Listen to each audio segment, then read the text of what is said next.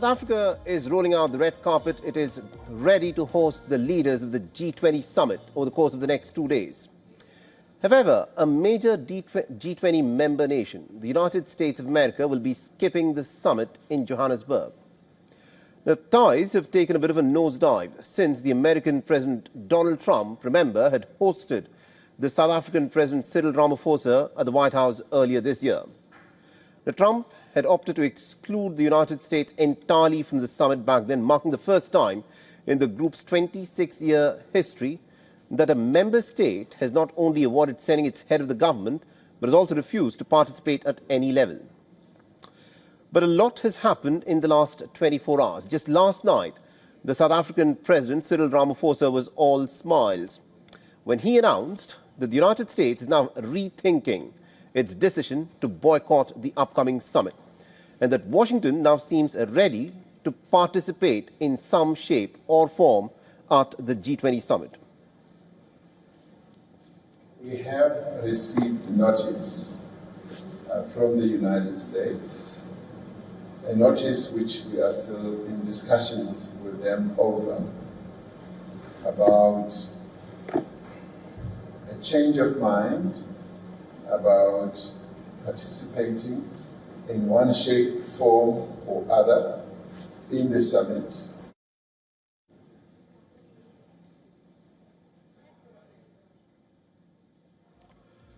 The news, however, has not gone down well at the White House, where the press secretary Caroline Leavitt said that the South African president is just running his mouth. She further added that Ramaphosa's comments are not appreciated by the American President Donald Trump or his team. States is not participating in official talks at the G20 in South Africa. I saw the South African president running his mouth a little bit against the United States and the president of the United States earlier today, and that language is not appreciated by the president or his team.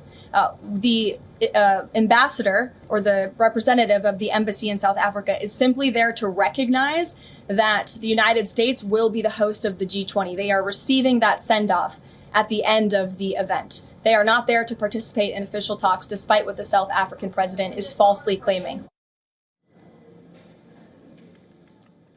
Now, after the White House denied Ramaphosa's statement, South African president's spokesperson, Vincent Magwenya, wrote on social media that the president would not hand over the G20 presidency to an acting American ambassador.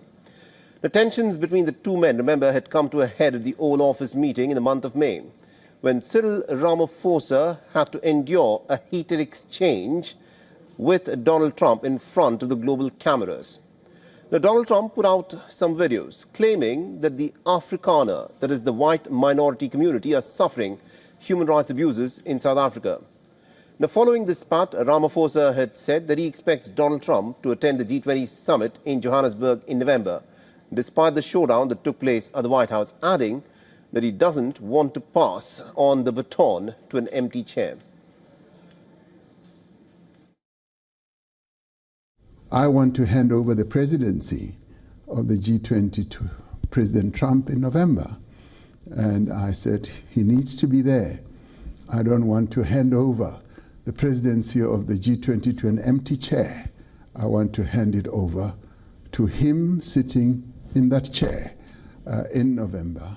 And he is going to give serious consideration to it. In fact, I expect him to be coming to South Africa.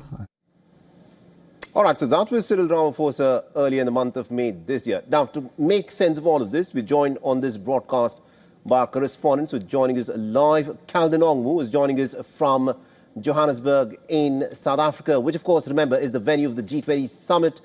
And to get the American perspective, we have our correspondent Susan Tehrani, who's joining us live from New York. But Calden, let me in fact start with you in this case.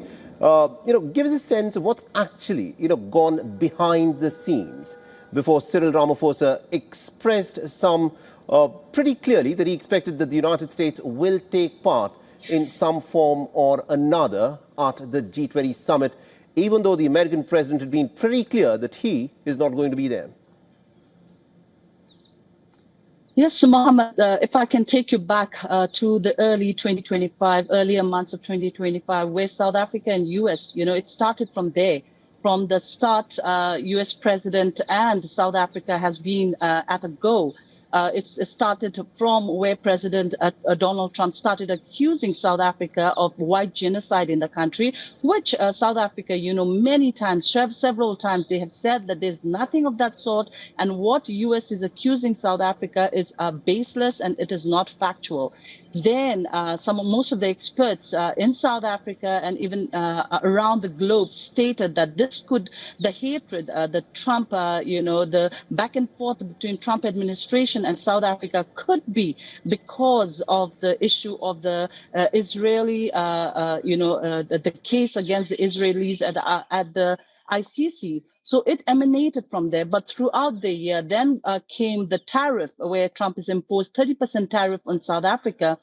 Time and again, Donald Trump has always accused South Africa, saying South Africa is doing very bad things and he doesn't want to participate in G20. But if you remember a few weeks back, actually Donald Trump had actually stated that they will participate, and the Vice President of the United States was supposed to come. From the memos that the U.S. and South Africa, the Department of International Relations had been sharing, they were in fact preparing for the Vice President to come to South Africa to attend the G20. But then again, a few days back in Miami, Florida, when he was addressing the gathering, by mistake, instead of saying South America, he went on to say South Africa. And from that stemmed this, where, I think he shocked not just South Africa, but also his own people in America, where he stated that he does not want to come to South Africa. They will boycott G20. So from there it started. And South Africa was very frank, to be very honest with you, South Africa had moved on. In fact, you have sound bites from the foreign minister as well as Ramaphosa saying the G20 Leaders Summit will go on with or without US. But then you have the bombshell, what you just read in your video, saying, there was a memo that was gone viral yesterday from the embassy of Pretoria, from US embassy, that came and, detailing things like, they would be attending the G20, but only the handover ceremony towards the end. From there, again, tit for tat from both the countries is going on. Ramaphosa has clearly said that he will not hand over the G20 presidency to a lower level American official. An acting ambassador of the United States is what has been said by South Africa. Calvin, do stay on with us. Let me, in fact, go across to my colleague Susan Tehrani, who's joining us live from New York. Susan, give us a sense of what's in fact playing out from the perspective of the Americans there, because Caroline Leavitt was very dismissive, saying that Cyril Ramaphosa is just running his mouth when Ramaphosa clearly announced that there will be some form of American participation. And also the Americans have expressed a reservation about a joint communique. So what can we expect from the American side in the G20 summit? So what we're seeing right now is one of the examples about how the Trump administration has no problem distancing itself from multilateral gatherings. And this is just the latest example of that. You talked about the statement that a diplomat put out, a memo saying that after the G20, not only will the United States not participate, but if there is a leaders' declaration without the United States and without the United States supporting what is in that declaration, the U.S. is not going to accept that. The U.S. opposes issuance of any G20 summit outcome document under the premise of a consensus G20 position without U.S. agreement. That is the diplomatic note. Now, as Kaldon also mentioned, the issue is about human rights violations that the Trump administration perceives as happening in South Africa, but also one can't help but wonder if it has to do with South Africa's relations and positions when it comes to the Israel-Palestine conflict and, of course, its relationship with Russia and China.